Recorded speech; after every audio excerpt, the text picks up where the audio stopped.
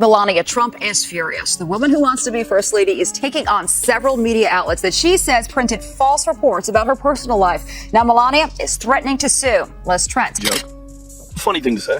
He's had a real problem with Elon from the beginning of this. But it's like he's in this leftist... He is in the most leftist thought bubble available, which is Hollywood. And, and I think also, he... famously, there's some videos of him in blackface, and those came out, and he had to apologize for them, and I think he took that hit and really doubled down in the other direction. Jimmy Kimmel.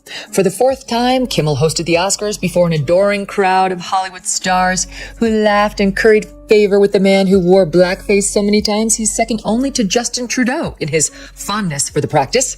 Yes, some of the very same celebrities who wanted you to believe they were horrified after yours truly said in 2018 that people used to don dark makeup in order to imitate well-known black celebrities and it wasn't a big deal. Jimmy Kimmel just got hit with the kind of spotlight he never asked for, and Joe Rogan and Megyn Kelly had a field day with it. They didn't hold back, turning the moment into sharp, biting commentary that had more laughs than sympathy. After Melania Trump slapped Kimmel with a $100 million lawsuit, Rogan and Kelly took aim. Kelly zeroed in on Kimmel's holier-than-thou persona, calling out the double standards. Rogan, as usual, didn't sugarcoat anything. Here's a guy who spent years mocking people on TV. Now he's the one getting laughed at. And this time, the jokes aren't scripted. It's almost poetic, if you believe in that sort of thing. You need to defend yourself all the time. As you may heard, I filed a few lawsuits, and I'm in the court now. Because they accuse me of doing stuff that I never did in my life, and they wrote lies, and I will not allow that. I will fight till the end because I don't want that they damage my reputation and my name. Late night comics would come on, and they occasionally would make us laugh, Piers. I mean, occasionally they understood that they were in the game of making everyone laugh. As you know, they've abandoned that game now, and they're just political operatives out there. Colbert, Kimmel, Seth Meyers, who I struggle to even mention that guy's name. He's such an absolute. Joe Rogan didn't ease into it. He jumped straight in. The second the news broke about Melania Trump suing Jimmy Kimmel for $100 million, Rogan was all over it. No warm-up, no filter. Just blunt, classic Rogan. He called out the irony right away. The same Kimmel who spent years dishing out political monologues and playing moral cop on late-night TV had pushed things so far. Even the former First Lady said enough and took it to court. To Rogan, it wasn't just funny, it was fitting. After years of one-sided commentary, someone finally pushed back, and the timing couldn't have been more perfect. Obviously, Kimmel's love of blackface was not a deal breaker for ABC, which already employs him as a late-night host, and which, in addition to its many blackface awards shows, also produced and promoted many shows and stars in blackface. It appears the real sin with blackface, you see, is talking about how standards on it. Joe Rogan started by pointing out just how much Jimmy Kimmel has changed over the years.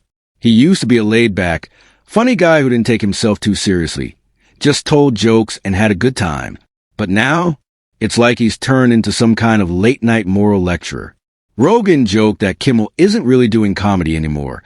He's delivering sermons, trying to impress Hollywood instead of actually entertaining viewers.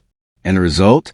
A guy who's lost his humor, but suddenly thinks he's everyone's moral guide. There's not a chance in hell that this is funny or gonna work.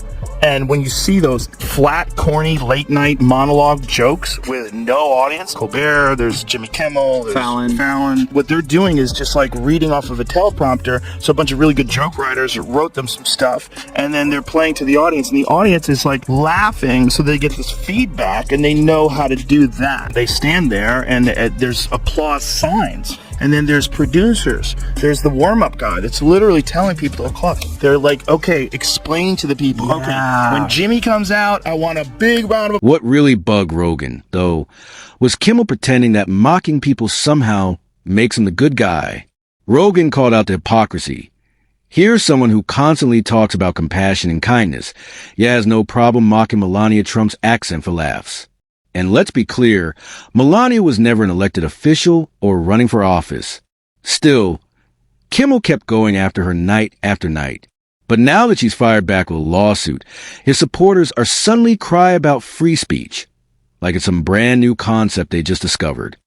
Yes, some of the very same celebrities who wanted you to believe they were horrified after yours truly said in 2018 that people used to don dark makeup in order to imitate well-known black celebrities and it wasn't a big deal, absolutely ate up the performance by Hollywood darling Mr. Kimmel, whose blackface costumes included his oft-repeated bit as basketball star Karl Malone. Now, Karl Malone never seen no flying saucer himself, but if he do, that's gonna be a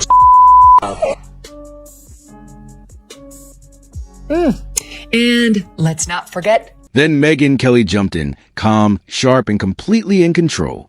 She didn't ease into her thoughts like it was a casual chat. She came in like someone delivering a final verdict, and by the time she finished, it was hard to argue with her. She started by calling out Kimmel's two-faced act. The guy who used to be lighthearted and easygoing now hides behind this image of being a voice for justice, throwing around buzzwords and talking points just to look good on camera. But when you strip all that away, Kelly said, it's still just a performance. Kimmel's chasing applause, not truth, and he'll throw anyone under the bus to get it. Then she got to the heart of it. Kimmel's constant digs at Melania Trump. He didn't treat her like a real person, just a punchline. Night after night, he turned her into a running joke, painting her as some helpless foreign wife, just to score laughs. But that story flipped the moment Melania filed her lawsuit. Suddenly, the joke wasn't funny anymore. One legal move, and Kimmel's late-night status started to look a lot less untouchable. Kelly didn't let up, especially when it came to Kimmel's fake bravado. He acts like he's bravely speaking truth to power, but who's he really targeting? A mom and former first lady, mocked not for her politics, but for how she speaks and dresses. If that's what counts as courage now, Kelly said with a smirk, then I guess typing in all caps must be a revolutionary act. Kimmel's a loser. I do Jimmy Kimmel. I did him a lot. Yeah. And he'd be standing on the sidewalk. Oh, sir, may I bring you in? He'd bring me in every time. The whole show is talking bad about Trump. He called us doofuses when we had you on. It's a group of flat-brimmed hats. Guess what? We Ask did him how many. 5x what he did. Ask him. 5x Yeah, you each. do bigger. Yeah. But Megyn Kelly didn't stop with just a lawsuit. She stepped back and looked at the bigger picture. How much Jimmy Kimmel has changed over the years. The guy who once made goofy, lighthearted jokes is now acting like a late-night political activist. Somewhere along the way, while plugging streaming services, he shifted from cracking jokes to giving America lectures. Kelly called it what was not growth, just a convenient rebrand. She also pointed out the awkward timing. Kimmel is still recycling the same bits from 2017, like the world hasn't changed, even with Trump back in spotlight. But it's not the same anymore. The material feels tired. The outrage feels forced. And now, Kimmel's not the one dishing it out. He's the one taking the hits, this time with a lawsuit instead of a punchline. Kelly made her point clear. This isn't about silencing anyone. It's about accountability. Kimmel acted like he could say whatever he wanted, target whoever he wanted, and walk away untouched, as long as the audience clapped and Twitter liked it. But now, the same system he thought he had under control is turning on him. She even called out the PR spin. Kimmel's team is trying to paint him as a victim, talking about how emotionally exhausting all of this has been for him. They're pushing the idea that every comedian should be scared. But Kelly wasn't buying it. She called it for what it is. Panic. For once, the guy who always pointed fingers is being judged by the same standards he demanded from everyone else.